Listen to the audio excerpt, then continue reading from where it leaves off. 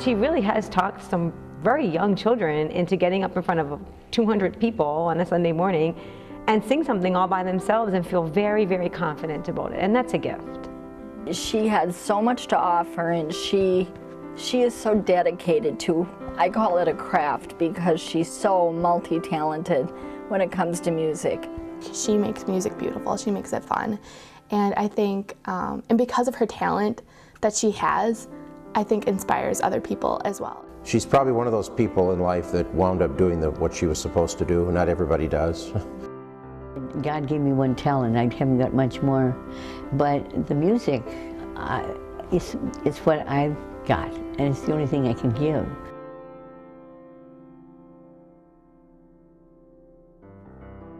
I was directing the children's choir, the Sunday morning children's choir, and she accompanied them, but she also worked with them. I was struck by how much voice she had at her age. That kind of struck me. I guess that was my first impression. Most people can't sing that way when they're nearly 80. When I first met her, I was very impressed by her, number one, her piano ability. She's an amazing piano player. I was a little surprised when I first met her. She was very eccentric, very outgoing. Sister is a formidable force on our staff, so when she decides something is going to happen, it will happen. She will not stop pushing for it until it happens. She could be pretty pushy at times. She likes to make you do your best. I was a fighter. And she just isn't gonna take crap from people, you know, she's just like, okay, 1, 2, 3, and let's go, and you know, she just has that gift.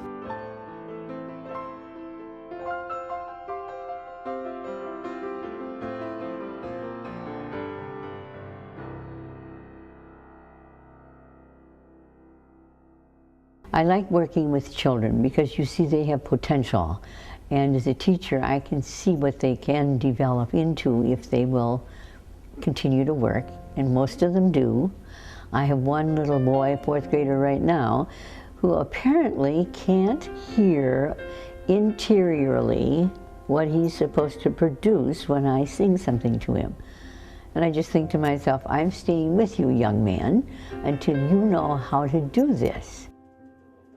She was patient when the kids didn't do what they were supposed to, or would talk in class, or we weren't getting the music right. She'd get frustrated, but she always kept her cool. I think something that impresses me about Sister is kids today are very different than kids when Sister Marie Ron was a younger sister, and they're kind of a little bit wild and they don't want to pay attention, and she could get really frustrated with them, and she doesn't. She just sort of takes a deep breath and says, okay, you have a lot of energy, we're going to jump to the music, everybody stand up. And she just makes them jump every single word till they get it all out of their system. She thinks it's very important that as part of the religious education process with children, music and prayer to God through music has to be part of what they learn, and she's very, very committed to that. She is a servant of the Lord. She serves God through music. That is her drive. She is so devoted to her faith, and she knows that music can bring out so much in people. She doesn't do it for herself. Even though she enjoys it, you know, incredibly, she does it for God and she does it for other people. She has a lot of faith, so I think when it's religious music, you know, her faith is a great motivator as well.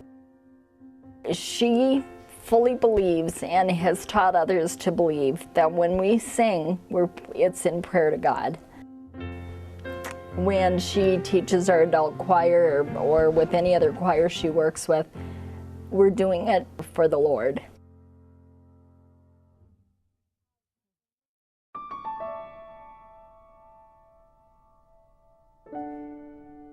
I had no connection with a Catholic school until I stepped into a Catholic school to start teaching.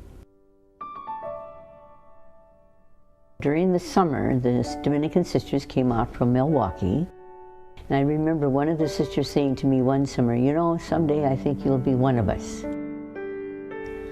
And I remember thinking to myself, how can that ever be?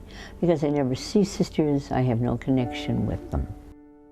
Well, then when I got to high school, I said to my mother, you know, I want to take piano lessons and voice lessons. Well, as I was taking my piano and voice lessons, one of the sisters said, I think you should think of religious life. And it was as if that was, oh, that was the question that should be asked, and then my immediate answer was, oh yeah, I should. I ended up with the Cincinnati Dominicans, so I got to the Mound and I was terribly homesick. I think I cried for a month every day. But it never entered my mind to leave. So I feel that God gave me a call, and I'm here because He has sustained that invitation a long time ago.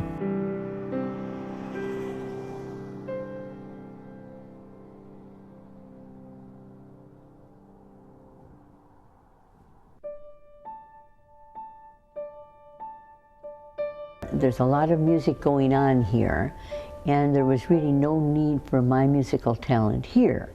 So I thought, let's go over, or let's find out if there's a church around here that needs some help as far as a musician goes. I found St. Augustine's, and it's been just wonderful watching that parish grow musically. They sing up a storm every Sunday.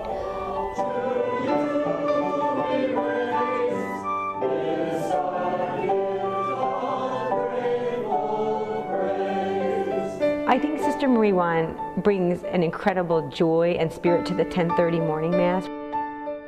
That Mass in particular would lose a lot of spirit. Her music is not just a performance, it's her way of praying. It also empowers the people to be part of the liturgy, and it's her way of praising God, and it's very obvious.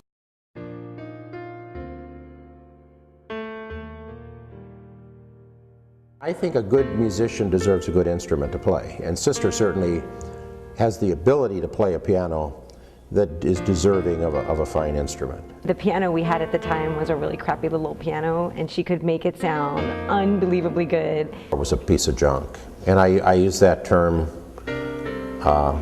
without exaggeration. You know, it was really bad. There was a little spinet, and I was playing the spinet over in the corner. It was barely functional. And so there was an obvious need for a piano, and I think the people that were behind the piano project felt that if we're going to get a piano, we should really get a fine instrument. They decided, I really didn't ask for this, to get a baby grand piano. Well, they talked to the general council and went through all of these proper procedures and got a baby grand, a beautiful baby grand piano out there. Lovely. But what I was surprised was the enthusiasm of the parishioners for the project. I'm very grateful that that the people who pushed for it did so. We didn't wait 10 years to get the money for that piano. It came in rather quickly. And that's like a miracle too. And once they heard that thing, I'm telling you.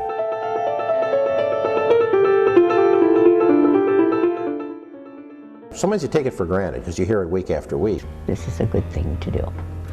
So I'm delighted with that baby grand. It's beautiful.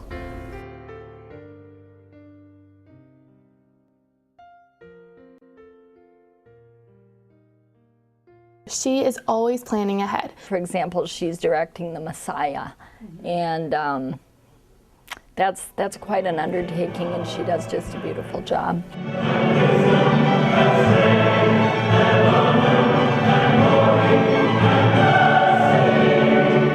Well, the Messiah is beautiful music. It's going to be around for another 1,000 years.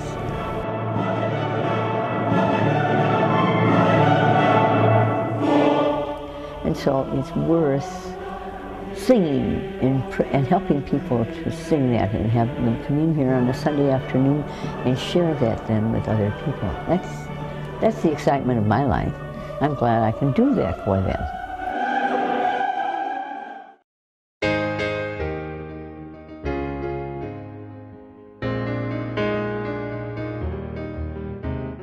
I guess I am her #1 fan, although I think she has a lot of fans. I wouldn't even think of myself as being an inspiration, but apparently it sounds as if I'm an inspiration for them. She's inspired me to try harder and do my best. Because she pushed us so hard in music, we try harder in everything else. You have to try if you want to succeed. It inspired me to be involved with my church. In Stevens Point, I cantor there occasionally, or sing in the choir occasionally, and I think I wouldn't have had that. I wouldn't have had that desire unless Sister kind of put that spark in me. She's inspiring in that after all these years of trying to teach all these people how to sing all these songs over and over again, she never tires out. She's always happy about it, she's always excited about it, she's always wanting more people to get involved with it. She was also very supportive of me in a very difficult time in my life when my mom died in 1994. And she was kind of my beacon of faith at that time. She'll leave funny messages on our voicemail, and usually she sings in them, or even when we're talking to her on the phone, she sings to us. She's a kind of a character, and so I think she adds a dimension of humor. She'd be hard to replace as a leader of the kind of music she knows. She's got classically trained, but she's also understands liturgy. It's relatively easy to find a classically trained musician. It's relatively easy to find somebody that understands liturgy, but to find somebody that does both is more difficult. She has that gift of knowing both of those.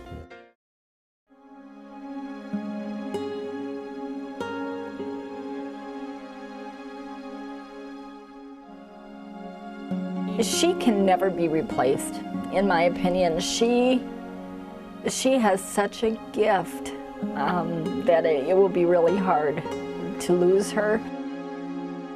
The notes on the page are as dry and dead and uninteresting as can be.